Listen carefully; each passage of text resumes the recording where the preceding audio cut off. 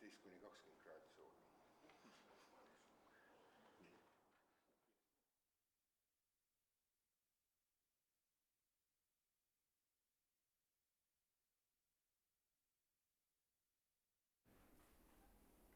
Tervitused Kadriorust. Mina olen Evelin Kaldaja ja mul on au sisse juhatada vestlusring, mis meenutab tänase Eesti jaoks paljuski otsustavaks saanud suvepäevi 30 aastat tagasi. Meie ettevõtmine kannab pealkirja Igavesti välja saadetud ja on mõeldud värskendama teadmisi juulilepetest ja Vene vägede lahkumisest aastal 1994. Hakatuseks annaksin sõna meie võõrustajale president Alar Karisele. Head sõbrad, 31. august sobitub väärikalt Eestit mõjutanud oluliste kuupäevade rivvi, kus on ees näiteks 24. veebruar, 16. november või 20. august. Sest just 31. augustil 1994. aastal lahkusid Eestist Vene võõrväed kui teise maailmasõja vari. Nad pidid minema, et me oleksime tõesti vabad ka oma välis- ja julgeolekupoliitilise tuleviku valikul.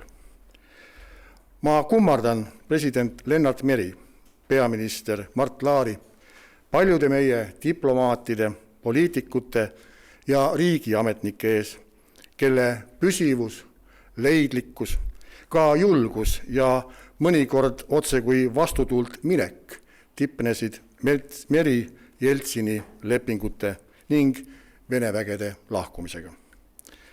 Pärast meid jäid Moldova, Armeenia, Gruusia, Ukraina. Kõik need on erinevad lood ja põhjused, kuid tulemus on sama. Venemaa kasutab oma sõjaväebaase käeraudadena nende riikide välispoliitilisel aheldamisel või isegi otsese sõjalise agressiooni korraldamisel. Eesti teadis, mida ja miks tahab ning meil oli mõjukaid sõpru. Nende seas kindlasti Rootsi peaminister Carl Bildt, Saksamaa kantsler Helmut Kohl ja muidugi USA president Bill Clinton. Nende abiga murdsime tükkhaaval Venemaa vastupanu.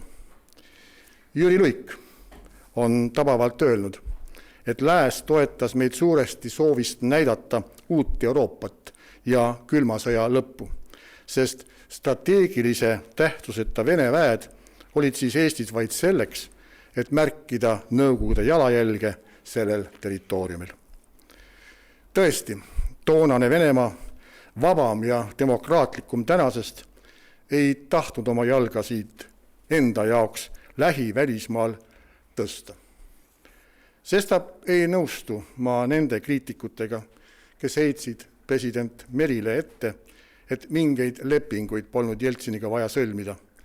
Sõjaväepensionäride Eestisse jäämine oli vastutustunnetu ja Vene väed oleksid siit lahkunud nii kui nii. Nii kui nii ehk iseenesest juhtub riikide vahelistes suhetes vähe asju. Võieti ei juhtu seal midagi nii kui nii. Vene vägede lahkumine ei olnud Eestile jõudmine turvalisuse lõpp-punkti. See andis võimaluse minna edasi enda julgeoleku ja iseolemise kindlustamise suunas. Igakülgselt lõimuda läänemaailmaga, Euroopa Liidu ja NATOga.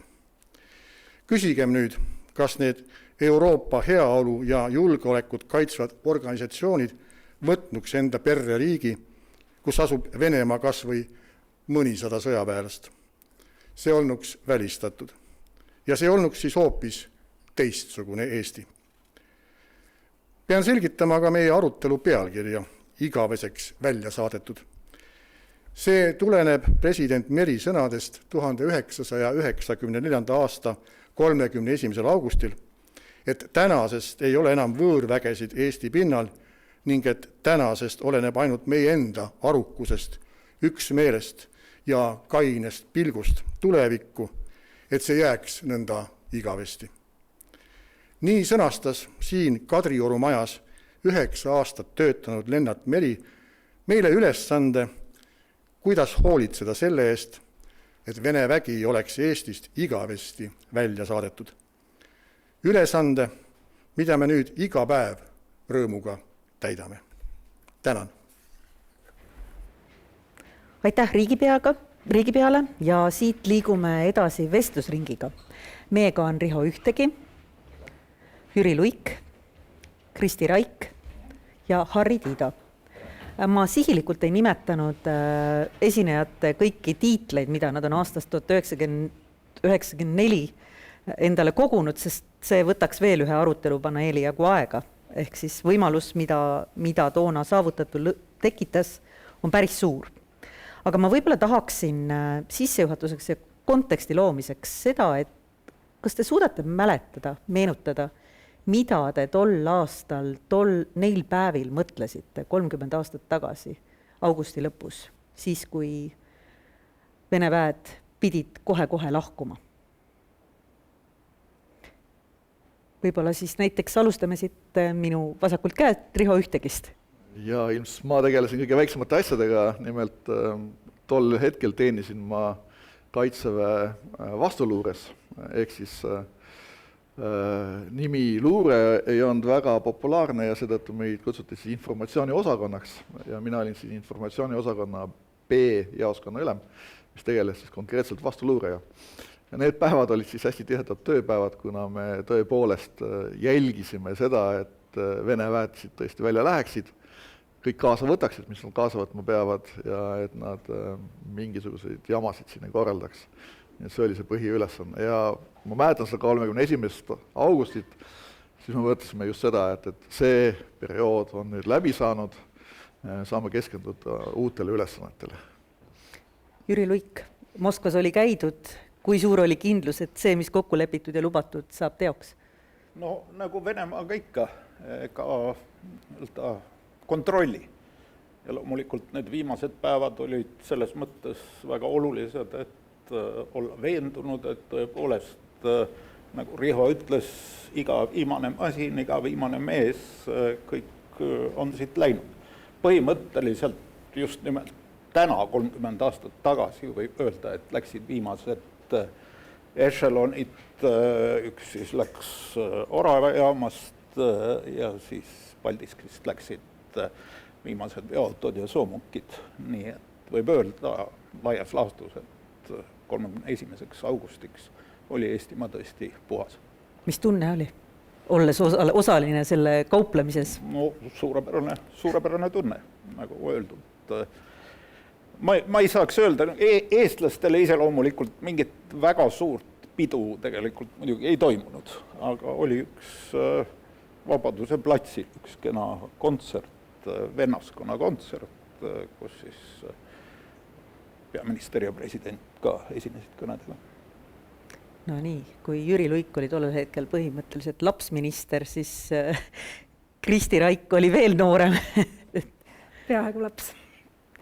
Ja minul on selles mõttes hoopis teine vaade, et ma ise just siis olin sukeldumas tudengiellu Soomes, alustasin õpinguid Turu ülikoolis, ma olin kolimas just nendel päevadel, aga ma olin suve veetnud Eestis ja kuna ma läksin õppima politoloogiat ja rahvusvahelisi suhteid, siis ma olin nagu väga huvitatud sellest, mis toimus ja mäletan seda teatud ärevust ja pinget juulilepete ümber.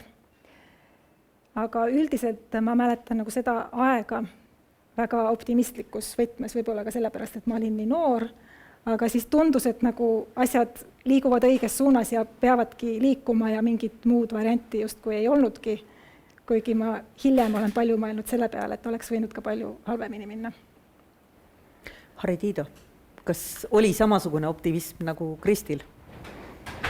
Ma ei mäleta, mul ei olnud vist tundeid, ma olin ajakirjanik. See ei tähenda, et ajakirjanikele ei pea olema tundeid, aga ma tõesti ei mäleta, sest raadios töötades ja eriti kui on väikene toimetus, siis sa pidevalt vihtled nagu tummleilis. Sul pole aega mõtelda laiadele skaaladele, sa mõtled, kust see kild tuleb ja seda võimalikult kiiresti ka vahendada, leida, kelle käest küsida ja nii edasi, nii edasi. Ja meile tuli tollal massiliselt tuli ju tegelikult infot sisse, kuna see oli veel aeg, kus inimesed helistasid ja pakkusid ise, mida nemad nägid ja teadsid ja seal tuli väga mõningaid uudiseid või selliseid sõnumeid, mis me saime, ma mäletan küll, minule meeldis kõige rohkem ikka see, et Pärnus üks Vene sõjaväetaat müüs rakette, kui ma ei eksi, teatri esisel väljakul oma 4 tükki pärast küll tuli välja, et see oli vist Eesti õiguskaitseorganite provokatsioon või mitte provokatsioon, vaid nii-öelda et korraldatud, et talt need kätte saada. Aga neid asju, et Vene sõjavägi enne lahkumist kõike parseldas ja seda tuli päris palju ja mul on meeles sellised killud, mis on ebastandardsed. Aga muidu aju töötab nagu arvuti. Kui on mittevajalik osa, siis kõvaketas puhastab selle ära ja teeb ruumi järgmistele infokildudele. Riho Ühtegi, ilmselt oli see pigem teie valdkonnast silma peal hoida, et need lahkuvad Vene väed suures tormis ei parseldaks maha midagi, mida nad võib-olla ei peaks siinse tsiviilelanikkonna kätte jätma. Et palju sellega muret oli? Nojah, et erinevalt võib-olla teistest riikidest, kus Venemaa ju tol ajal vägesid välja viis, ju Baltikumist põhimõtteliselt ju viidi kõik ära. Et mujal jäeti ju sõjavarustus alles. Ja loomulikult oli meie huvi nagu ennekõike see, et ei tekiks siin mingisuguse selliseid hoiubaase ja peidetud varusid, mida siis jätta, sest ajad ei olnud tegelikult väga lihtsad ikkagi endiselt. Ja teiselt poolt oli muidugi see, et peale hoida ka seda, mida nad siis müüvad. Tõesti müüdi alates siis suhkrurotist kuni kõrgtehnoloogiliste seadmeteni välja, millest suur osa muidugi oli selline ütleme, bluff, aga siiski tõesti oli situatsioon, kus müüdi Strela rakette, mis olid siis tõesti õhutõrjekompleks ja sellest tuli ka tore kriminaalasi Kaitsepolitseiametil minu teada. Ja müüdi tõesti kõike. Väga paljudel, võib-olla nii mõnelgi on veel täna kodus olemas kasutusel linad või käterätikud, kuhu on peale löödud tempel mõne väeosa nimetusega, sest enne äraminekut see kaubandus oli tõesti äärest ääreni, mis toimus siis Vene väeosas. Enamasti oli see kahjutu, selles mõttes, mis seal ikka, kui inimene ostab tükki suhkrut ja paneb selle kuhugi nurka ja sööb 2-3 aasta jooksul ära suure koti täie. See on ju okei, aga see, mis puudutab relvastust ja muud varustust, siis just sõjavarustust, siis see loomulikult oli meil ikkagi kogu aeg orbiidis. Mil määral üldse tollel hetkel Eesti ühiskonnas oli tunda Vene vägede kohalolekut ka enne juulileppeid? Ma mõtlen, et mingit pidi Eesti oli nagu ju iseseisev, nad olid ikkagi siin, aga neid oli ju tunduvalt vähem, kui neid oli veel näiteks 5 aastat varem. No, kui numbritest rääkida, siis tõepoolest ju minu meelest rootslased avaldasid mingisuguse raporti, kus räägiti 120 000 kontingendist, aga ma tean, et Mati Õun on seda tublisti vähendanud, et 1991. aastal, kui me iseseisvalt taastasime, siis oli umbes 34-37 000 Vene sõjaväelast ja perekonnaliiget siin. Aasta hiljem oli neid järel ainult umbes 25 000. Ja 93. aasta lõpuks oli ju 7500 umbes neid, kes siin koha peal olid. Nii et tõesti see jalajälg järjest vähenes ja see vägede väljaviimine toimus kogu selle perioodi. 92. aastal ju toimus see moment, kus äkki venelased katkestasid selle, sest meie suhted olid Venemaaga nii halvaks läksid ja nad lihtsalt põhimõtteliselt katkestasid selle. Võib-olla ka sellepärast, et lääs avaldas survet, et tuleb ära lõpetada see asi, aga ei tea. Igal juhul siis jäi nagu seisma ja siis see 7500 oli see viimane number. Nii et see jalajälg ei olnud teab mis suur, aga see teadmine, et nad on siin sees, oli kogu aeg olemas. Kuivõrd neid näha oli toona? No ütleme niimoodi, et niisuguses igapäevases tänavapildis üldiselt Vene sõjaväelased sellel ajal juba vältisid mundris käimist. Nii et tavaline inimene nendega tänaval ei kohtunud nii-öelda näost näkku. Aga loomulikult need baasid, mis jäid, need olid ju väga olulistes ja tuntud kohtades, eks oli seal, kus on praegu Tondi kasarmud, niinimetatud Matrossovi polk, siis oli Kloogal, Keilas ja üldse selle väljaviimise kohta tuleb öelda seda, et Eestis oli nagu 2 niisugust suurt elementi Vene vägesid. Ühed olid need, mida venelastel oli endil vaja. Need olid kas siis seotud mingi suure 3. maailmasõja sõjaplaaniga või siis olid, no ütleme näiteks piirivalveväed või ka näiteks õhutõrje. Nõukogude nii-öelda tööjaotuses oli Eesti NSV territooriumil just õhutõrje, see on niisugune väga, väga tugev ja oluline element. Need nad viisid välja, sest neid oli neil endil vaja. Aga siia jäi siis 144. diviisi maaväe element põhiliselt.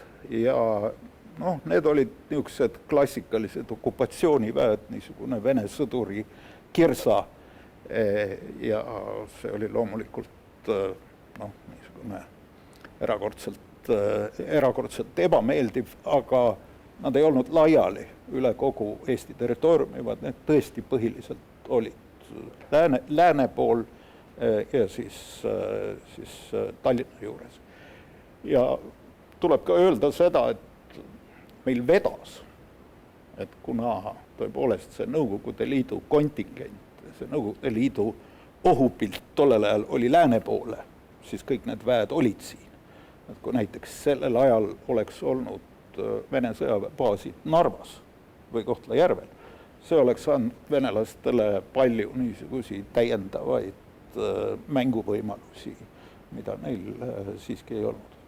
Aga loomulikult 144. diviis on väga kuulus, eelkõige selle diviisi komandör, kindral Gerassimov, kellest me täna võime kõik lugeda kui Ukraina agressiooni sõjalisest juhist. Palju tema sidet Eestiga tollel oli?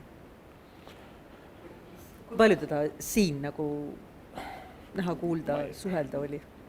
Olid mõned kontaktid, aga ma ei saaks öelda, et ta oli tollel hetkel eriti aktiivne. Aga need väed jah, viidi siis Jelna lähedale, kuhu siis ehitati 144. baasid ja nüüd on nad siis suures osas puruks löödud Ukrainas. Nii et on ringiga jõudnud ja saanud hukkunud nendes lahingutes. Tsükkel on lõppenud. Võib-olla üks näide lihtsalt seda, et kui palju nad meie ühiskonnas või ütleme, keset meid sees oli, on seesama, et tänane Kaitseliidu staap Toompea 8, eks ole, täiesti Toompea jalamil ja kesklinnas, et see oli Vene mereväe staap ja see anti üle 31. augustil just nimelt. Viimased dokumendid vormistati seal. Nii et see oli kuni viimase päevani oli Vene staap keset meie linn. Palju nende sellisest käitumises võis, noh, ma saan aru, et me räägime väga pika aja taha, aga palju on mälestusi sellest, et nende käitumuslik selline tegevus muutus pärast seda, kui juulilepped olid sõlmitud? Kas muutus üldse midagi? Kas oli sellist nagu vaguramaks tõmbamist? Ma ei tea, minul nendega pistmist ei olnud ei enne ega pärast, aga ma ütleksin võib-olla nende siin oleku kohta, et tegelikult ega see arv ei olegi tähtis. Tähtis oli fakt, sest kui me meenutame nüüd, läheme ajaloos rohkem tagasi, siis pärast MRP lepingut, kui baaside leping peale suruti, siis alguses oli siin vist 600 meest, kui ma ei eksi. Ja see 600 meest olid aluseks Nõukogude Liidule väita, et nende julgeolek ei ole tagatud, mistõttu nad toovad väed sisse. Nii et tegelikult tollal kasutati seda järelikult 600 meest oli täiesti piisav, ma arvan, et kui oleks ka 60 olnud, täpselt samuti oleks see pidevalt olnud võimaluse öelda, et me peame tagama nende julgeoleku ja tuua väed juurde. Nii et selles mõttes, muidugi seda vägede lahkumist seda ei saa võtta, me räägime praegu nagu, et aastapäev on selles. Seda peab vaatama koos juulilepetega. Need on tegelikult, see on üks pakett. Ja minu arvates juulilepped on, kui me praegust konteksti vaatame, siis ma toon võrdluse, mis võib-olla ei ole sobilik, aga Ukraina operatsioon Kurskis, see oli ebastandardne. Juulilepped sõlmiti ebastandardsel viisil. paljud on seda küll ette heitnud ja ma mäletan tollal juriidiliselt Ando Leps oli ja Lippmaa, akadeemik Lippmaa olid need, kes tõestasid, et juriidiliselt on see kõik jama. Aeg-ajalt on vaja käituda ebastandardselt ja rikkuda ka seadust, et saada tulemust. See ei ole üleskutse seaduse rikkumisele. Seal oli palju tähelepanuväärseid detaile, et need juulilepped ilmselt ratifitseeriti alles tükk aega hiljem, 1995. aastal. Oli vaja õiget koalitsiooni selleks? Ka selleks oli vaja õiget koalitsiooni? Just ei olnud sugugi nii lihtne. Ja Eesti oli ju viimane Kesk- ja Ida-Euroopa riik, kes jõudis kokkuleppele Venemaaga vägede lahkumise osas. Et võib-olla mingi aken läks siis kinni. Enne seda juba veel, kui Nõukogude Liit ei olnud lagunenud, Gorbatšov leppis sellega, et endised Varssavi pakti riigid läksid oma teed. Ja näiteks Ida-Saksamaal endises DDR-is oli üle 300 000 sõjaväelase, kes toodi sealt ära mitme aasta jooksul, see oli tohutu suur operatsioon. Aga Balti riikidest Gorbatšov ei olnud valmis loobuma.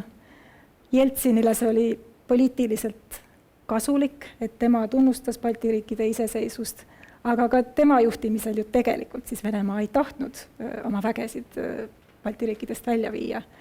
Ja läänes seda tihtipeale ei mäletata samamoodi, nagu siin seda kogeti. Et ma ise tihti tuletan meelde lääne kolleegidele, kui nad võib-olla heidavad ette ikka veel Balti ekspertidele, et me oleme olnud mingite oma eelarvamustega ja oma ajaloolise taagaga ja nad mäletavad 90-ndaid teistmoodi. Aga meie kogemus oli see, et venelased ei tahtnud siit lahkuda ja me pidime kõvasti vaeva nägema, et see saavutada. Muidugi me saime lääneriikidelt toetust ja tänu sellele see oli võimalik. See oli palju selliseid ajalooliseid kokkulangemusi, et miks see ikkagi teoks sai, et Venemaa oli nõrk. Vene impeerium ajaloos vabatahtlikult muidu kuskilt ei lahku ainult sellisel juhul, kui nad on sunnitud seda tegema, kui nad ei suuda mingeid alasid enam kontrolli all hoida. Ja Venemaa oli täiesti sõltuv lääne majanduslikust toetusest toona. Nii et läänel oli ka tänu sellele võimalus Venemaad mõjutada. Jüri Luik, äkki te avaksite natuke seda, et kuidas see lääne toetus väljendus ja kes olid need, meil juba riigipea mainis näiteks Carl Bildti, aga mis riigid ja kes need inimesed olid, kes ja millega aitasid Eestit ja teisi riike Vene vägedest vabaneda? No nagu selle asjaga on, toetus, sõprade toetus on üks diplomaatia tööriistadest. See kunagi ei lahenda probleemi, aga ta muidugi annab sulle eriti väikeriigile niisuguse jõuõla, et survestada sinust tunduvalt suuremat riiki, ehk siis Venemaad. Ja loomulikult venelastel oli tollel ajal, nagu tõenäoliselt ka praegu, kõige olulisem Ameerika Ühendriikide suhtumine. Ja ameeriklased jälgisid seda mängu väga tähelepanelikult, avaldasid niisugust üldist survet, et väed tuleb välja viia. Aga alati käis sinna juurde ikkagi see, et te peate selles eestlastega kokku leppima. Et seda, et piltlikult öeldes Bill Clinton oleks tulnud ja oleks kirjutanud, et sellel kuupäeval ja neil tingimustel seda loomulikult ei olnud ja niimoodi diplomaatiaga ei käi. Sama oli näiteks Helmut Kohliga, Kohl oli eriti lõpufaasis väga toetav ja Kohlil oli väga head suhted Jeltsiniga. Samas Kohli jaoks olid oluliselt muidugi ka teised probleemid, sest ka Saksamaalt tulid väed välja samal ajal. Sellega oli ka terve hulk teemasid, rohkem praktilisi teemasid. Aga tal oli mitu lehma ojas, ma ei saaks ka öelda, et ta nüüd seisis meie selja taga iga sekund. Ja Carl Bildt oli võib-olla selles mõttes meile kõige lähem, et ta oli tõepoolest Mart Laari ja minu ja paljude teiste valitsuse liikmete isiklik tuttav ja isegi sõber. Ja me temaga võib-olla saime kõige detailsemalt mingisuguseid teemasid arutada. Aga näiteks Clintonil oli ka, tal oli terve töörühm, mida juhtis tuntud USA diplomaat Nicholas Burns, kes on praegu USA saadik Hiinas. tollel ajal juhtis siis Valge Maja Euroopa poliitika osakonda ja noh, Burns oli ka viimase vindini kursis sellega, mis toimub. Ma iga kord peale läbirääkimiste vooru tegin ka pressikonverentsi. No mõned, ütleme, väga traditsioonilised diplomaadid võiks öelda, et see ei ole nüüd väga produktiivne, et sa teed ühe vooru ja siis teed kohe võimsa pressikonverentsi, käid kõik välja, mis seal räägiti.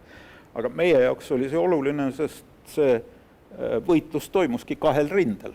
See toimus venelastega, aga see toimus ka nii-öelda selgitamaks rahvusvahelisele üldsusele, mis õieti toimub.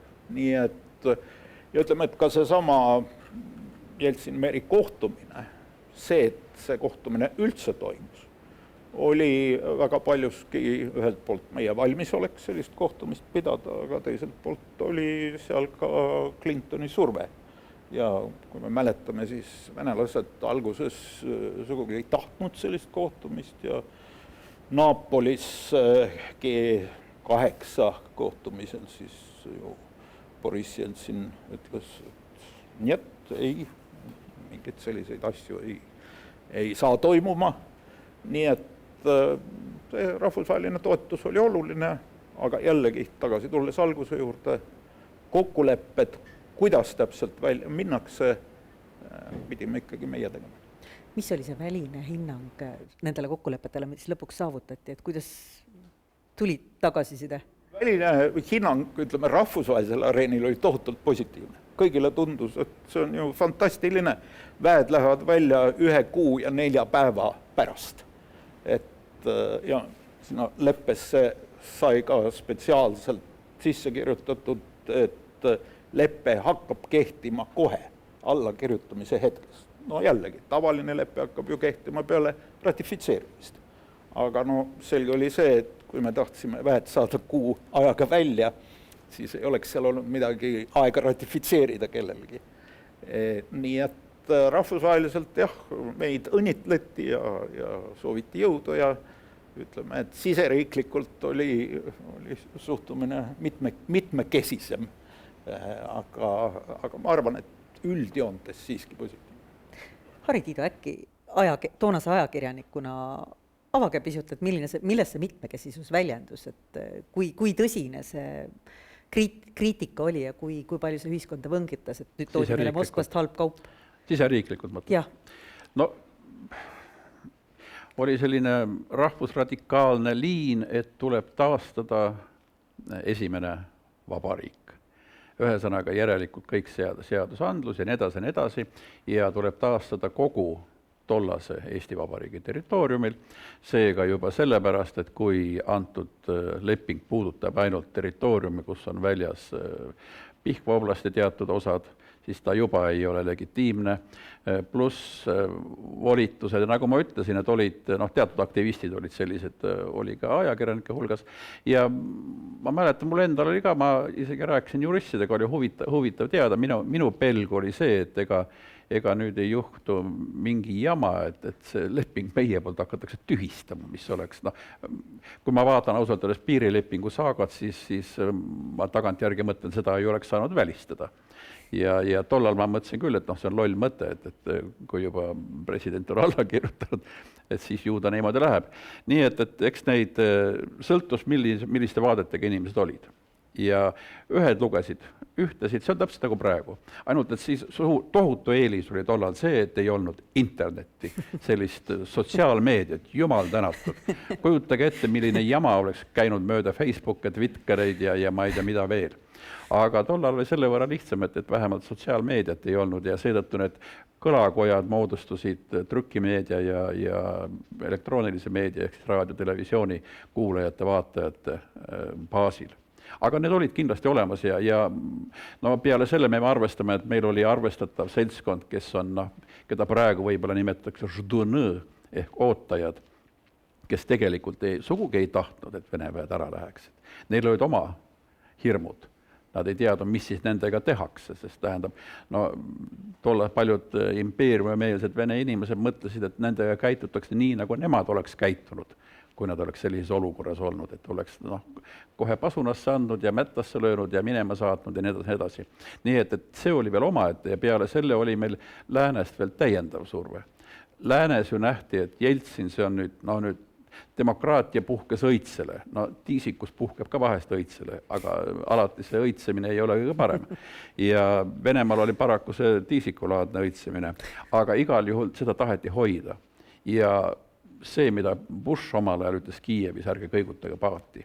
Ega tegelikult seda anti ka hiljem mõista ja see puudutas väga paljuski näiteks venekeelset elanikkonda. Meil oli siin ju Ostse missioon seltsimees Tooliga, või et mitte öelda Max van der Stuuliga eesotsas, kes on vist, ma ei tea, Eesti diplomaatidele on üks negatiivsemaid tegelasi, kui ütelda Max van der Stuul, siis sirutub käsi kohe olematu kabuuri poole. Aga nende huvi oli kogu aeg see põhiline, ärge tehke liiga. Ja kui me kujutame ette, et näiteks mingisuguse ime tõttu oleks Venemaal õnnestunud näiteks jätta siia mingisugune baas, siis ma olen kindel, et venekeelsele elanikkonnale oleks tekkinud lisaks veel nõue hoolitsege Vene sõjaväelaste eest.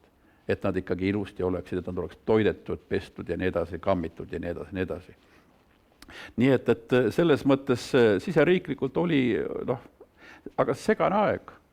Ja segases ajas on alati võimalused. See tähendab, et kriis on, kas ta nüüd kriis oli, aga kriis on alati võimalus. Tähendab, see on olukord, kust tõuseb uus kvaliteet. Ja meil tõusis uus kvaliteet. Läks hästi. Olgem sellega rahul. Riho ühtegi. Vene väed pidid suhteliselt lühikese aja jooksul välja minema. Kui keeruline sellise asja korraldamine militaarselt oli? Te pidasite neil ju silma peal, et kui ruttu nad siis kohvreid kokku panema hakkasid ja kui suur pingutus see neilt oli? No see oli ikkagi päris suur pingutus selles mõttes, et Vene vägede seisukord, ma mõtlen just tehniline seisukord, ei olnud suurem asi. Et siit kõik ära viia, mis ei liigu ja liigub, oli väga keeruline. Et ja seetõttu oligi, et samal ajal toimus ikkagi ka see mittelegaalne kaubandus, paljud inimesed soetasid omale 4-veolisi masinaid tol ajal ja see oli väga vahva tegelikult, et siia midagi niisugust nagu erakätesse ka jäi ettevõtetele. Aga põhimõtteliselt oli jah nii, et see on, me räägime siin ikkagi sadadest ühikutest tehnikast, mis tuli ära viia, sest nii motolaskurpolgus siin Tallinnas oli soomukeid päris palju, kui ka tankipolgus Keilas ja Kloogal oli ikkagi kokku ligi 100 masinat. Ja kõik see tuli panna raudteele, kõik see tuli ära viia, selle käigus läksid asjad katki, toimusid avariid. Ma mäletan see oli kas üsna viimasel õhtul oli niimoodi, et üks tank läks kaduma, mis siis liikus Keilast Kloogale sinna laadimisplatvormile ja siis me mõtlesime, kuhu ta siis nüüd läks, et seal ainult üks tee läheb piki raudteed sinna platvormi juurde. Ja tuli välja, et oli seal kusagil otsatanud ära koolend mootor seal tee peal ja siis me leidsime ta üles seal ja õnnetud sõdurid ei osanud, meil ei olnud ju internetti ega mobiiltelefone ei olnud neil, meil oli juba mobiiltelefon, siis me saime eelistada, eks ole, et neil järgi tullakse ja ära viiakse ja kõik selliseid asju juhtus päris palju, nii et logistiliselt on see ääretult keeruline ettevõtmine ja ega sellepärast oli ka nii, et kui nad lahkusid, siis staapides just nimelt jäi ikkagi üht-teist maha, mis omas hiljem ikkagi päris suurt väärtust arusaamaks Vene vägede võimekusest. Et meie tublid analüütikud ja arhivaarid kibekähku käisid nii Matrossovi polgus, mereväestaabis kui ka teistes mahajäetud staapides ja leidsid seal päris huvitavat materjali. Nii et suured asjad sai paremini ära viia mõnikord kui paberid. Palju need, ma ei tea, Jüri Luik, kas te teate, palju need inimesed, kes pidasid diplomaatilisel rindel kõnelusi, konsulteeriti üldse sõjaväelastega, et on see realistlik või oli see, et kuidas see tähtaeg kokku lepitud sai? No sellest tähtajast 31. august oli läbirääkimiste lõpufaasis ju kogu aeg juttu. See oli meie positsioon ja see oli väga oluline ka selles mõttes, et samal kuupäeval pidid lõppema ka vägede väljaviimised näiteks Saksamaalt. Ja kuna Läti oli samuti oma lepingu teinud 31. augusti tähtajaga, siis selge oli see, et see oli niisugune viimane tärmin. Et sealt edasi me oleksime siis olnud täiesti üksi. ja nii-öelda uhkes üksinduses seisnud. See muidugi oleks olnud strateegiliselt erakordselt vilets positsioon.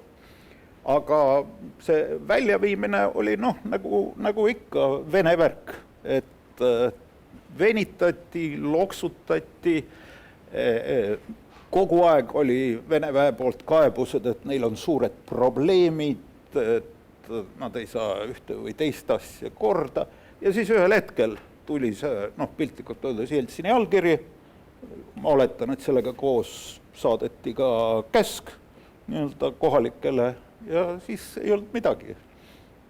Tuli lihtsalt kompsud kokku panna, masinad kuidagi trossiga rongi peale vedada ja minema põrutada. Et selles mõttes siis ei olnud enam aega mõelda, kui keeruline see kõik on. Võib-olla just selles võtmes, kui see käsk ära tuli, siis Vene ohvitserkond oli väga koostöövalmis tegelikult. Nemad olid punkti peal, tehti korralikult, suhted olid sõbralikud, mingeid probleeme ei olnud. Et kus oli see kõige suurem selline vastumeelsus või selline, oli loomulikult siis reakooseisu ja allohvitserkonna hulgas, keda ju siis kõige rohkem tegelikult siis ka, ütleme, poliitiliselt ju töödeldi tegelikult, et nende jaoks oli see ikkagi kaotus. Mitmes kohas jäid kasarmata seintele kirjad, et mõverni omps, me tuleme tagasi ja mingid sellised loosungid, aga ohvitserkond käitus ikkagi täpselt nii, et kui käest tuli, siis seda täideti. Mitu korda on mainitud seda, et Eesti oli viimane, kes pääses neist, aga samal ajal Eesti oli ka pisut maas tegelikult Lätist ja Leedust. Et ei olnud sellist Balti ühisrinnet, kes oleks kõik käinud koos ja korraga Moskvas asjad korda ajanud, vaid ikkagi tilkumine. Mis see põhjus oli? Miks oli Eesti viimane?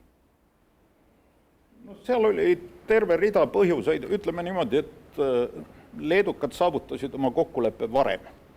Ja see Leedu juhtum oli ikkagi väga paljuski seotud selle nii-öelda Gorbatšovi aja teletorni rünnakuga ja kogu selle nii-öelda verise taustaga, mis oli Vene vägedel Leedus, selles nii-öelda viimases faasis. Ja sealt tekkis Jeltsinil kui niisugusel demokraatliku rinde esindajal, kes ju kaitses lõppude lõpuks 3 Balti riiki 91. aasta jaanuaris tulles Eestisse ja deklareerides kaitset. Sealt tekkis niisugune poliitiline vajadus ja Leedust tõmmati väed välja kiiremini.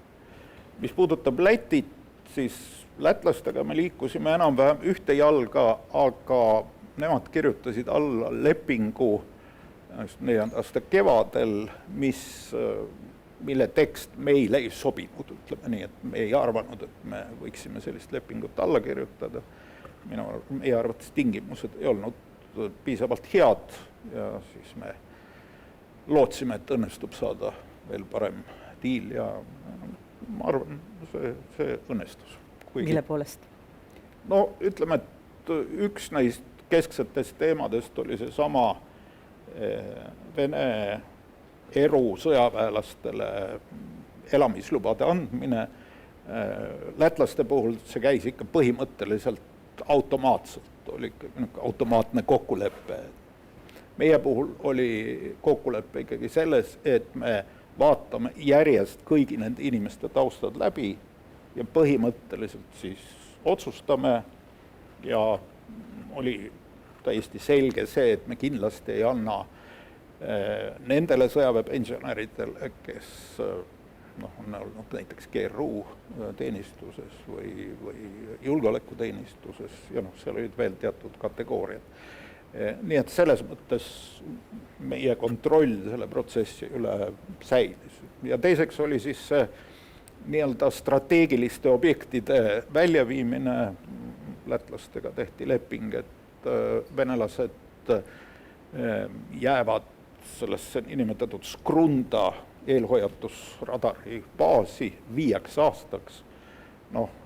Meil oli, ütleme, mõnevõrra võrreldav, kuigi mitte venelastele ja rahvusvahelisele üldsusele nii oluline objekt, see oli siis see Paldiski tuuma allveelaevnike väljaõppekeskus,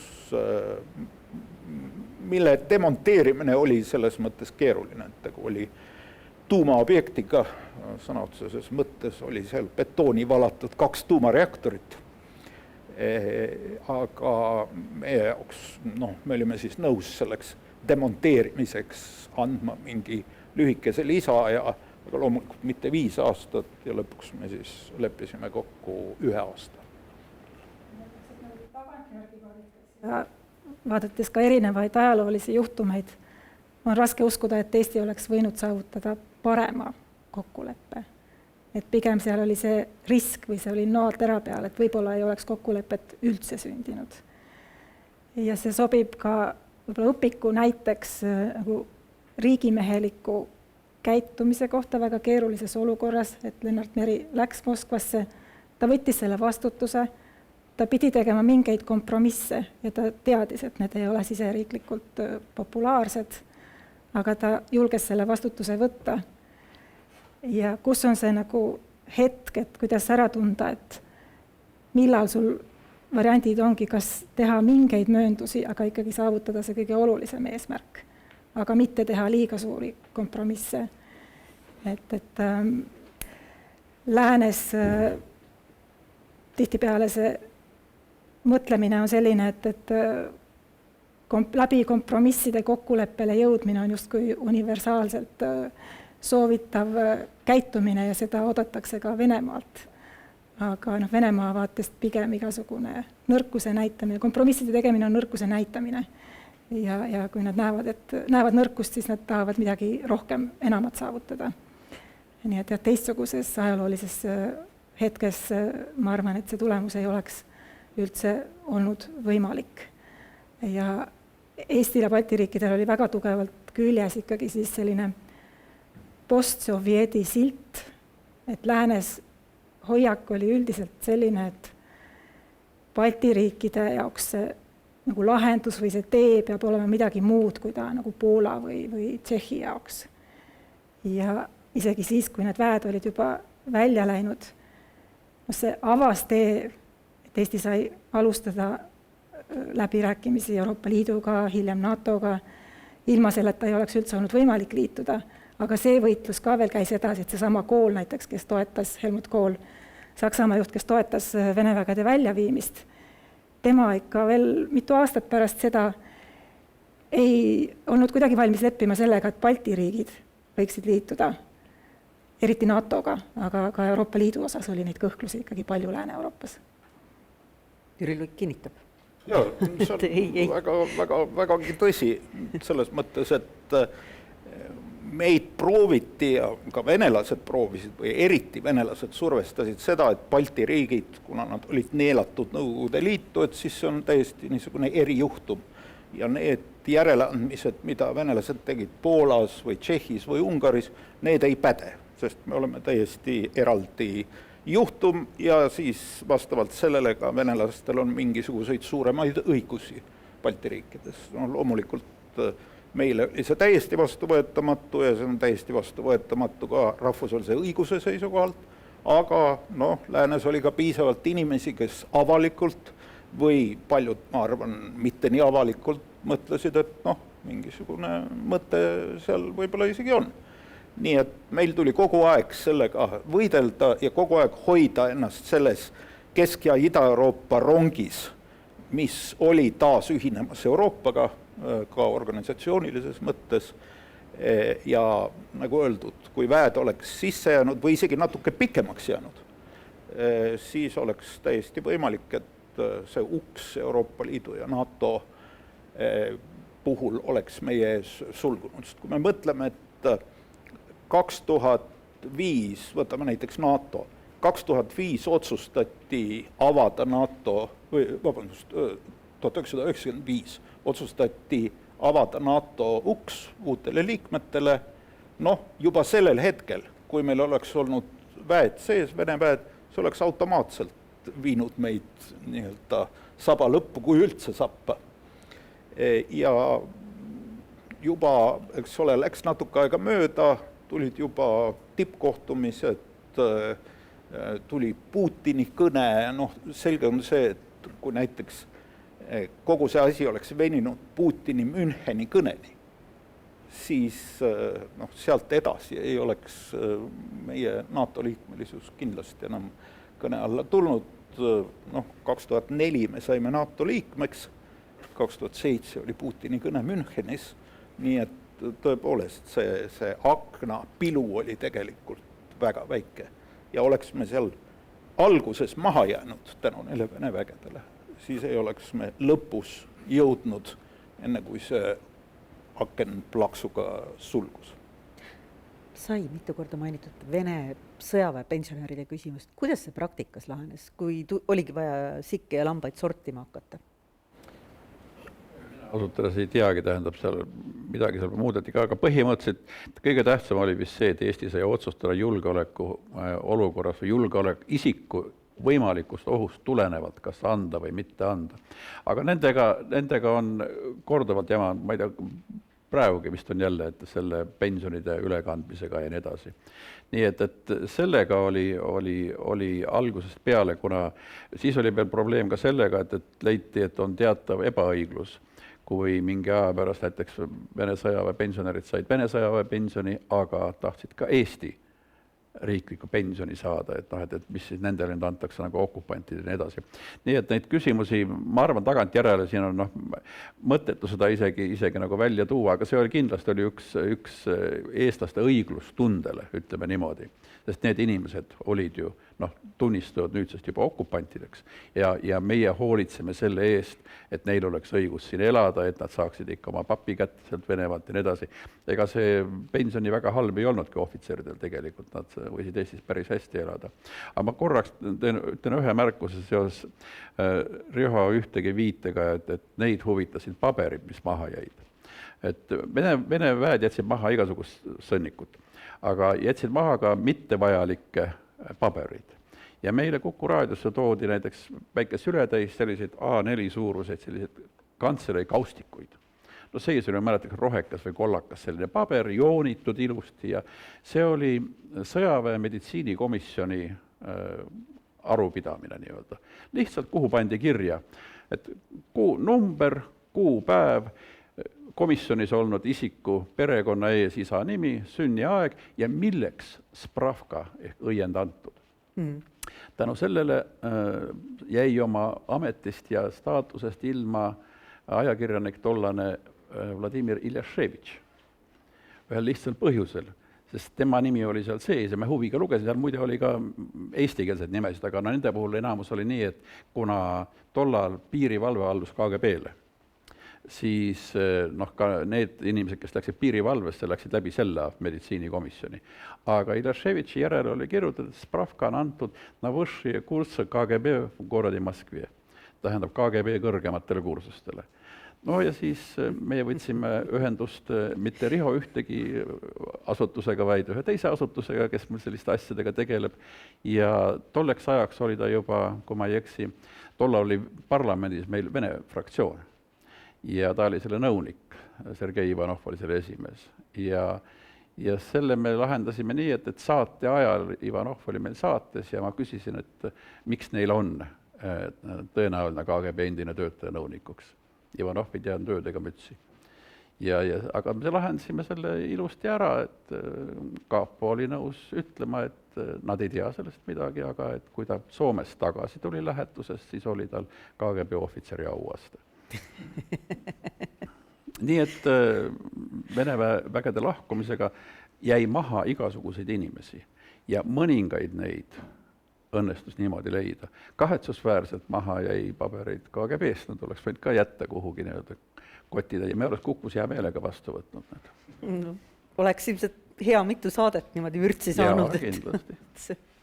Palju neid üldse õnnestus ära saada? Ma saan aru, et ameeriklased maksid mingil hetkel peale ju mingitele tüüpidele, et nad Venemaale tagasi koliksid. Ja Eesti riik maksis peale. Ja see oli siis, kui toimus veel vägede väljaviimine, see oli nagu vägede väljaviimise protsessis. Ameeriklased tegid niisuguse omapärase programmi, mis oli siis voucherid, et kui Vene ohvitser läks tagasi Venemaale, siis seal oli mingisugune summa, tolle mõistes mitte väga väike, arvan, $15,000 näiteks. ja selle eest sai ta siis Venemaal korteri osta, seepärast et venelaste väide oli, et nad peavad tooma Euroopast tagasi niivõrd palju vägesid, et neid ei ole kuskil kortereid anda ja siis nad peavad põllu peal telkides elama. Ja noh, ütleme ausalt, meie jaoks ei olnud mingi argument, et okupatsiooniarmee peab välja minema, see oli meie argument.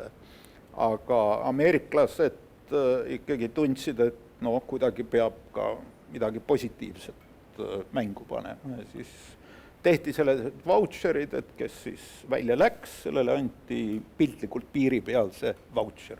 Aga muidugi nagu ikka niisugune vene värk, et nende vautšeritega hakati kauplema, mõni mees ostis kokku hiiglasliku paki, mingid korteriärid ja nii edasi. Ma tean, et väga kõrged vene sõjaväelased, kes lahkusid Eestist Venemaal pärast korruptsiooni tõttu arreteeriti ja nad olid just seotud nende vautšeritega. Nii et selliseid teemasid jah, oli. Ja teiselt poolt jällegi jäi siia maha väga palju vallalisi sõjaväelaste abikaasasid, kes olid vallalised siis kas juriidiliselt või siis seetõttu, et jõuti ka enne ära lahutada. Ning tegelikult nende elamistingimused olid kohati väga viletsad, sellepärast nad jäid sinna Vene väeosade territooriumile ja keegi nendega ei tegelenud, sest väeosad olid lahkunud, sisuliselt lülitati mõne koha peal elekter ja soe välja ja tegelikult sellega, et nüüd see lepe tegelikult tekkis ja me leppisime Vene poolega kokku, ju ka nende eest hakati natuke rohkem hoolitsema. Nad said nagu elamisväärsed tingimused uuesti tagasi. Aga Vene pensionäre muidugi tekkis siia päris palju, sellepärast et paljud sõjaväelased, kellel oli pensioniga käes, läksid kiiresti noorelt juba pensionile ning nendega hiljem on olnud erinevad probleeme ühes või teises kohas, mitte kõigiga, aga mõnedega nendest, kes on sattunud mäletatavasti ja tajad keerulised ka kriminaal selles mõttes, ehk siis oli ju meil see verine kevad umbes samal ajal Eestis, kus maffia sõda oli ja paljud neist kohe sukeldusid ka sellesse maailma. Leidsid uue töö varimajanduses. No nii, siit peab ütlema nägemist Vikerraadio kuulajatele, aga ülejäänud saavad jätkata meie kohtumise jälgimist siis veebi vahendusel ja kes on õnnelikult kohapeal, need ka kohapealt. Võib-olla küsiksin veel ühe küsimuse enda poolt ja siis annaks võimaluse küsimusteks ka publikule. Millisesse kohta te paigutaksite? Ma arvan, pigem võib-olla on siin juulilepete küsimus, et see 31 oli lihtsalt vormistamine juba, aga missuguse sündmusega Eesti ajaloos te võrdsustaksite juulilepete tähtsuse? Võib-olla alustaks siis näiteks Harrist. Mina ei võrdsustaks millegagi, ma ei ole ajaloolane. Selleks peab teadma teisi pöördelisi sündmusi, aga mina lihtsalt ütleksin, et see oli võimaluse kasutamine, riigimehelik käitumine eeskätt presidendi poolt ja just nimelt riigimehelik, sest me poliitikuid on meil palju, aga riigimeestega on kitsas käes, siiamaani. Ma ütleks, et päris nagu sarnast sündmust ongi raske leida, aga mis oli samuti Eesti riiklusele oluline sündmus, oli peaaegu 100 aastat tagasi toimunud riigipöörde katse. Ta ei ole selles mõttes võrreldav, et seal ei tehtud mingeid kokkuleppeid, aga see oli katse Venemaa poolt haarata Eesti taas oma kontrolli alla. Ja see ebaõnnestus ja tänu sellele Eesti riik kestis edasi. Nii et selles mõttes oli ajalooline hetk, millest tõesti varsti saab 100 aastat mööda. Jah, ma ei julge mingit sellist erakordset paralleeli tuua, aga ma arvan, et oluline on ikkagi meenutada, et meie okupeerimine algas juba siis, kui Eesti Vabariik veel eksisteeris, ehk 1939. aastal, kui toodi siis Vene baasid ja 1994. aastal võib öelda, et me saavutasime siis täieliku 100% iseseisvuse tänu sellele, et taastasime oma riigi tänu sellele, et Vene väed läksid välja. Nii et ma arvan, see on kindlasti ajalooline sündmus, aga kuidas ta nii-öelda korreleerub teiste sarnaste sündmustega, on küll raske öelda. Ja ma just tahtsin sama öelda, et kui mina kõrvutaksin teda teise sündmusega, mis oli sama oluline, siis ma just nimelt räägiks 39. aasta baaside kokkuleppest. Ehk siis ta on vastand sellele, täpselt vastand sündmus ja võib-olla me tol hetkel 94. aastal ei adunudki päris seda kõike, mida ta teeb, aga teate, ma olen käinud välisriikides ja ka nendes, mis olid endised Nõukogude Liidu vabariigid, ka nendel hetkedel, kui seal olid Vene baasid sees, näiteks Gruusias. Ja siis ma mõtlesin, samas Gruusias, kui ma seal Tbilisi lähedal näidati mulle, et seal Vene sõjaväebaas, siis ma mõtlesin, et meil ikka tohutult vedas 94. aastal, et me saime enne nad siit välja, kui see uks kinni langes. See uks langes kinni peale seda ja paljud teised ikkagi pidid kleppima veel aastaid ja aastaid sellega, et Vene baasid sees on. No nii, kas on publikust küsimusi?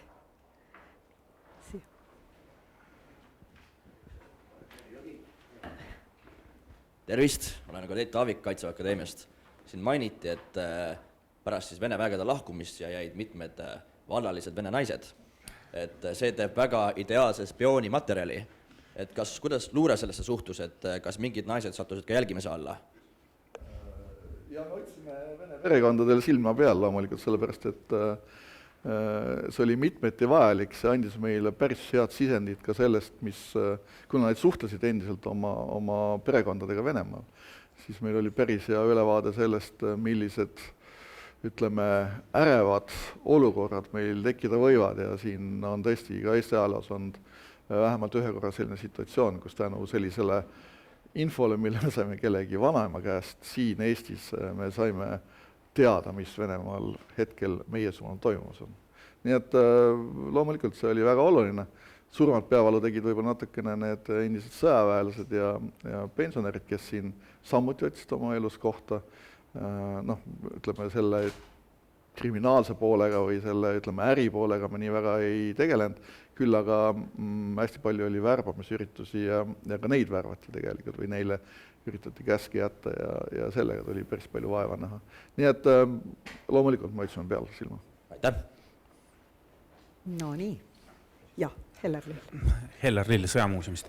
Ma sirvisin 30 aasta tagusid ajalehti ja kuulasin isegi ERR-i arhiivis on suurepäraseid reportaase vägede lahkumisest, siis seal on selline, et kui Oraval siis viimane ešelon lahkus, siis viimased sõdurid tormasid kapsapõllule ja varastasid mõned kapsapead.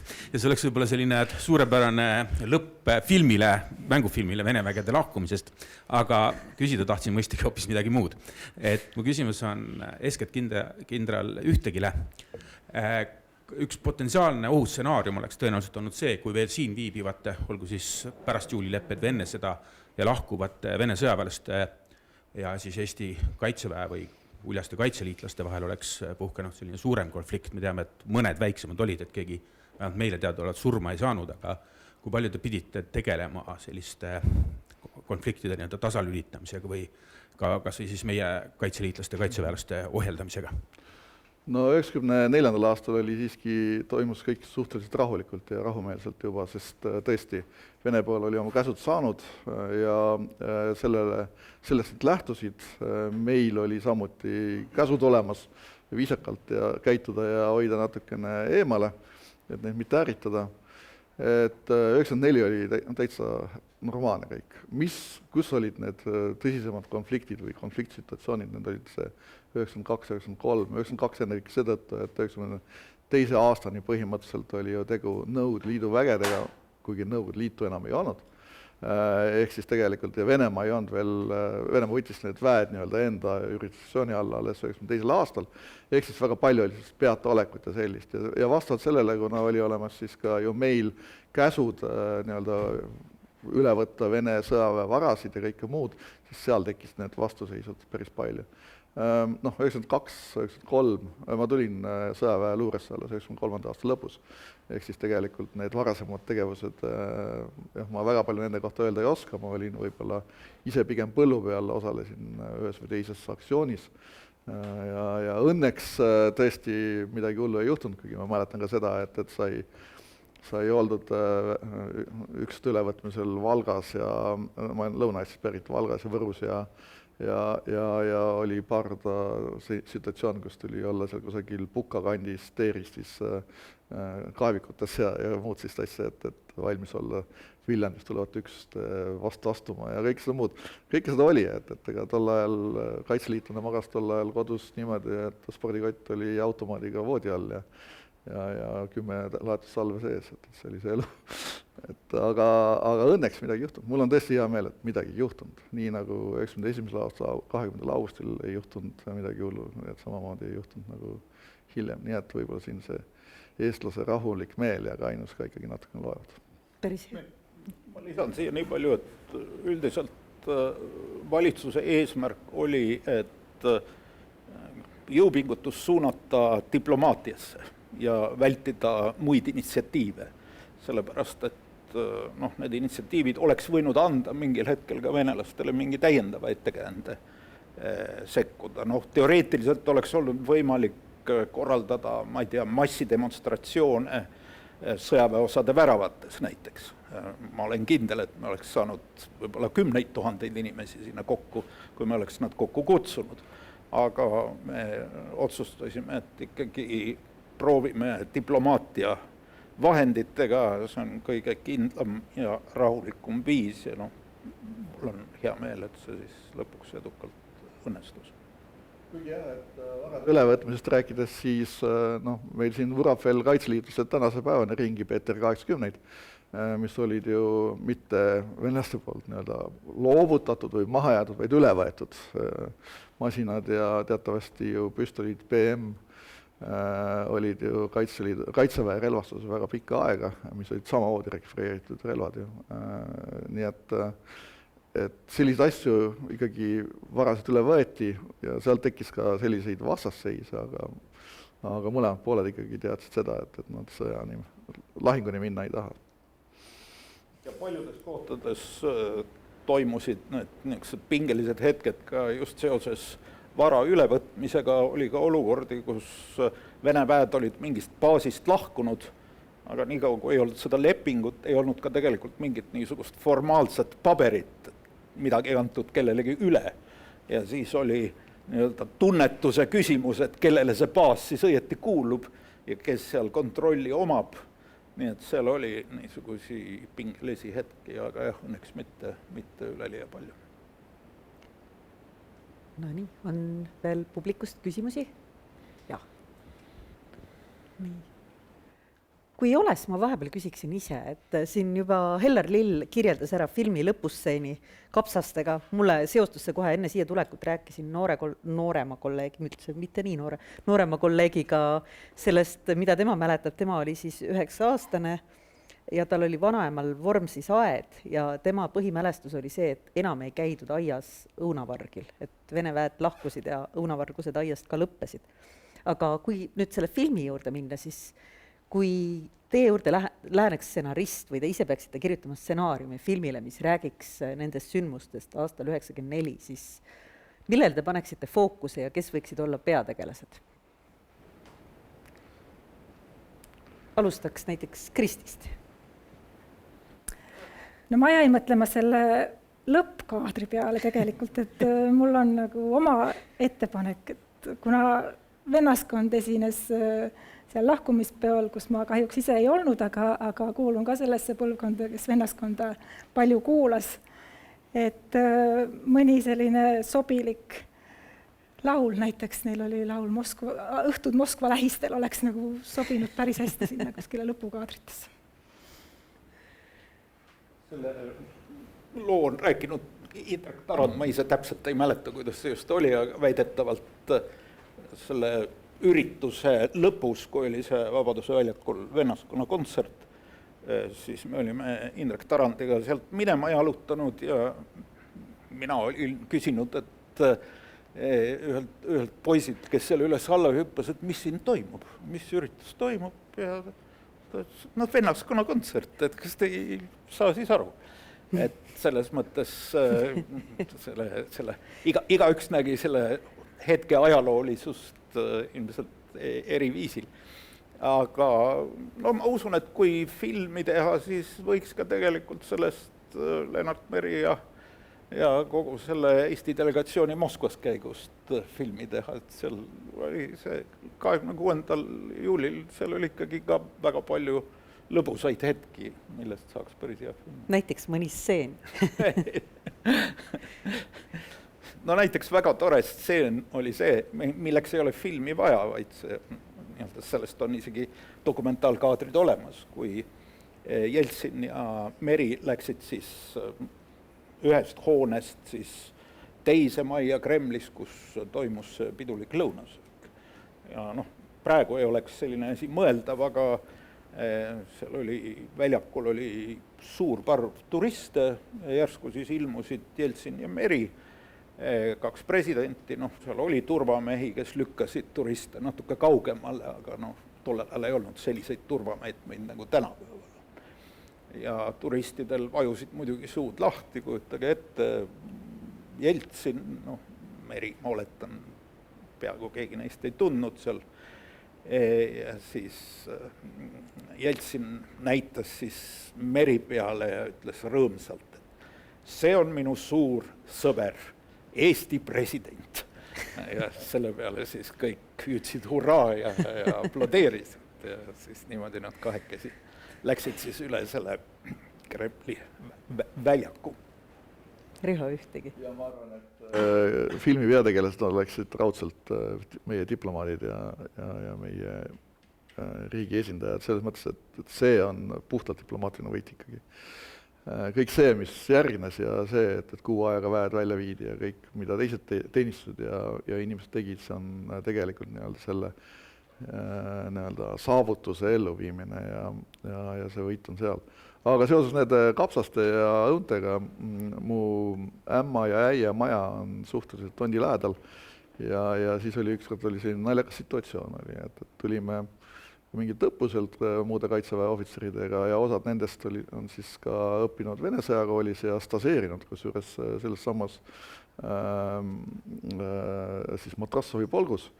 Ja üks ohvitser vahetult enne, kui see buss hakkas siis kinni pidama seal maja juures, ütles, et ma mäletan, siin aias me käisime õunaraksus, kui ma siin polgus olin staseerimas.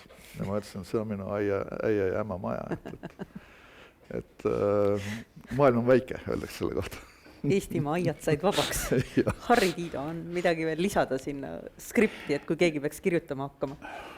No igaüks, kes kirjutab ise, aga ma rohkem keskendus ka võib-olla nendele juulilõpetele, sest tegelikult see väljaviimine oleks võib-olla lõpuosas selline taustakaadrid, kuidas nad lahkuvad sest see temp Meri poolt oli ikka päris äge, olgem ausad, see tulenes ka paljuski tema isiksusest, ega ta eriline ingel ei olnud oma iseloomu poolest.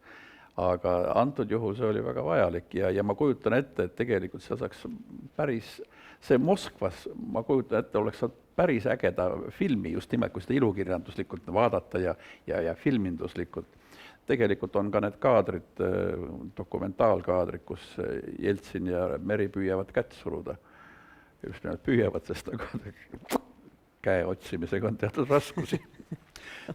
Ega Jeltsiniga ei olnud lihtne läbi rääkida, kui seal juures ka veel õhtusöök oli, sest Jeltsini sai hoolimata keeldudest, mis olevat ta siiski nii-öelda kärkinud omale kõik, mis vaja toidu juurde ikka lauale. Ja see on ilmselt raske tegevus, usun ma. See on vist midagi, mis ajaloos kordub, et Jaan Poska monument on siin lähedal ja tal vist ka kõnelustel lihtne ei olnud selles plaanis. Ma võrdleksin just nimelt juulilõpetel president Meri käitumist natukene sellise pädeva ülema käitumisega, et kaitseväes on sõjaväes on mõistev pädev ülem. Ja teatavasti on ülem ka, kui ta oma käsku teeb, siis ida pool on ta küll väga autoritaarse lähenemisega, aga lääne sõjavägedes ikkagi staap teeb talle nagu väga palju tööd ära. ja tihti nii, et ülemal jääb ainult see vormistamise pool, kuid ometigi on olemas siis ka lääne sõjakultuuris mõiste pädev ülem, ehk ülem, kes oskab nii-öelda julgeb otsust vastu võtta.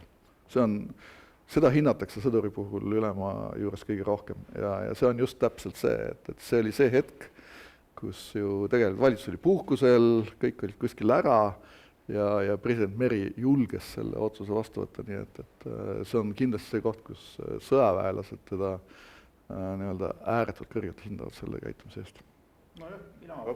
Mina esindasingi seal valitsust ja nii-öelda see oli siis läbi minu oli see presidendi ja valitsuse kokkuleppe, aga nagu öeldud, see tõepoolest kokkuleppe sündis koha peal.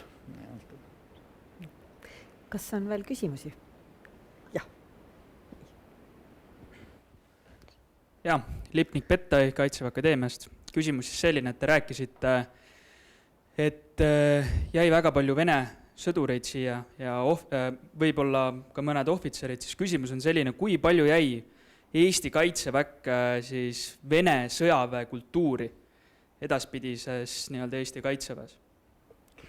No 1994. aastal oli meil juba kaitsejuhatajaks kindral Aleksander Einsen, kes väga tõsiselt tegeles ütleme, Vene mentaliteedi välja juurimisega kaitseväes, see oli üks tema põhilisemaid ülesandeid. Ja tema järel jäi seda tegema Johannes Kert, kes küll oli Vene sõjaväe ohvitser, aga taustalt reservohvitser. Aga selles mõttes eluviisilt oli ta pigem boheemlane ja selline kultuuriinimene, mis tõi kaasa selle, et ka tema väga palju nägi vaja just selle nimel, et Eesti ohvitserkond ja Eesti kaitsevägi ei oleks Vene väe selline pisikene mudel. Ja nii et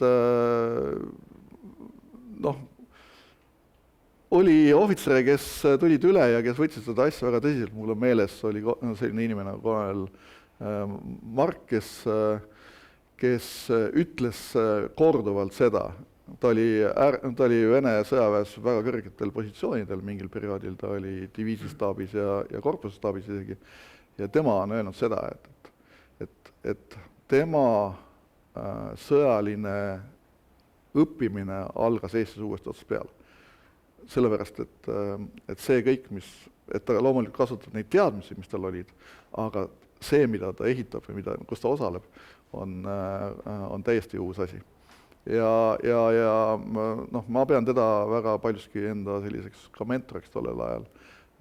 Ta oli ääretult avatud mõttemaailmaga ohvitser, mis sest, et Vene armees teeninud pikalt, aga tema mõtles just nimelt väga õieti nendele asjadele minu meelest. Nii et oli väga tublid ohvitsere, et Ants Laaneots, kes ju samamoodi tegelikult vaatama selle, et kas võinud ju head karjääri teha Vene sõjaväes, otsus tulla Eestisse ja hakata Eestis kaitseväega looma ja paljud teised, ega siis need, kes tulid, need tegid asja, südamega asja. Loomulikult on olnud ka halbu näiteid, aga neid positiivseid näiteid on palju rohkem. No nii, viimane võimalus publikule. Kui ei, siis ma annaksin sõna lõpusõnaks, ehk siis küsiksin lühidalt, kas kõik on meie riigi jaoks ju läinud tegelikult pärast seda hästi, aga kas on midagi, mida te võib-olla teeksite tänase kogemuse ja nägemuse juures tolles hetkes teisiti, kui te teadnuks, mis variandid veel on? Äkki näiteks Jüri Luigest alustades, kes oli kõige lähemal juulilepetele? Arvestades kõiki neid konkreetseid olusid, ma usun, et need juulilepped, nagu me oleme siin ka täna rääkinud, andsid meile maksimumi, et ega ma ei oska öelda, et teeks midagi radikaalselt teisiti. Ma arvan, et nagu siin alguses juttu oli, venelased kuskile välja minna ei tahtnud. Öeldakse küll, et see Jeltsini esimene valitsus oli kõige demokraatlikum Vene valitsus ja võib-olla ta Venemaa pika ajaloo mõistes ongi olnud kõige demokraatlikum Vene valitsus. Aga kahjuks see demokraatia ei laienenud kuidagi rahvusvahelistele suhetele, vähemalt mitte suhetele Balti riikidega. Nii et kui arvestada, et me olime ikkagi vastamisi hiigelsuure riigiga, kellel olid meie suhtes halvad kavatsused, siis ma usun, et me saavutasime tõesti maksimumi. Riho Ühtegi. Ja ma püüdsin mõelda, kas ma ise olen öelnud seda, et kõik, mis mu elus on olnud, nii positiivsed kui negatiivsed asjad, on olnud tegelikult lõppkokkuvõttes ainult selleks, et viia mind sinnapoole, kus ma täna olen. Ja ma ei muudaks midagi. Samamoodi ma ütleks võib-olla laiemalt, et see tee, mida mööda me käinud oleme, kuidas me oma riiki oleme loonud, kõik need 90. aasta algussündmused, meil on hästi läinud ja miks me peaksime midagi muutma, sest kui me seal võib-olla midagi oleksime muutnud, oleks meil võib-olla võinud palju halvemini minna. Nii et meil on raske seda hinnata siin niimoodi tagantjärgi ja ma arvan seetõttu, et see, mis me saavutasime, tõesti, ma ütlen teile, 93. aasta alguses tundus võimatu, et me 93. aasta lõpuks oleme Vene vägedest vabad, sest Vene kindralstaabis ringlesid ka plaanid tegelikult ju neid väljatoodaid vägesid Saksamaalt ja mujalt ju siia paigutada. Ehk siis tegelikult siit oleks väed ära viidud, aga oleks asemel toodud teised. Nii et meil läks paganama hästi ja veel kord, et kui vaadata meie saatusekaaslasi, Ukrainat, Moldovat, Gruusiat, mida iganes, siis nendel on läinud ikkagi selles suhtes palju kehvemini. Harri Tiido, tol ajal te polnud veel praktik diplomaatias, vaid saite ajakirjanikuna vabalt öelda kõige kohta kõike, sest ise ei pidanud veel tegema. Et mis teie tunnetus, kas oleks võinud veel midagi tollel hetkel kuidagi teistmoodi teha? No, esiteks minevikku muuta ei saa, järelikult ei ole midagi mõtet kahetseda mõtet enam kohtus seda tingimusel, et karistus kergendatakse. Siis oli tollane täna on tänane täna, homme on homne täna. Me elame kogu aeg tänases. Ma olen kogu aeg elanud tänases, seda nii ajakirjanikuna kui ka diplomaadina, mis võib-olla ei ole kõige parem variant ütelda, aga siiski. Kristi Raik, teil on kohe ilmumas ajakirjas Foreign Policy ka nende sündmuste teemadel artikkel. Kuidas paistab teaduri vaatenurgast toonane hetk? No see, kuidas Nõukogude impeerium kokku kukkus, on nagu selles mõttes ajalooliselt väga erakordne, et siis ei toimunud suuremat verevalamist. Ja ma kardan, et midagi vastavat tegelikult tulemas ei ole. Praegu me juba oleme selles nagu järgmises faasis, kus Venemaa taaskord püüab oma impeeriumit taastada ja nüüd toimub sellega seoses sõda ja see impeeriumi kokkukukkumine, mis loodetavasti ka ühel hetkel jälle toimub, ikkagi toimub sõja tulemusel. Nii et me võime nagu väga õnnelikud olla selle üle, et meil läks nii hästi ja muidugi Eesti ka läbi oma tegevuse suutis siis vältida ka seda, et meil ei tekkinud mingit separatistlikku konflikti või mingit kohalikku väiksemas vormis sõjalist konflikti, et neid ikkagi ka toimus. Aga mida siis nagu mõelda veel, et kas on midagi, mida oleks saanud paremini teha või millele nagu tähelepanu pöörata, on üks selline tänaseni keeruline teema on see ühiskonna usalduse ja konsensuse küsimus. Et selles suhtes ka lõpuks kõik on läinud hästi, aga 90-ndad ei olnud lihtsad selles mõttes, et see ülemineku aeg, et kuigi ma rääkisin alguses, kui optimistlik see tundus, aga see oli ühiskonnale raske. Ja see, et nagu säilitada sellist piisavat kokkuhoidmise tunnet ja inimestes nagu usaldust poliitikute vastu, et see oli siis raske, see on täna ka raske. Et see on nagu selline, mille peale poliitikutel on hea mõelda. No nii, ja nende tarkade sõnadega lõpetame. Aitäh panelistidele, aitäh riigi peale võõrustamise eest ja aitäh kõigile, kes meid erinevates kanalites jälgisid. Kohtumiseni!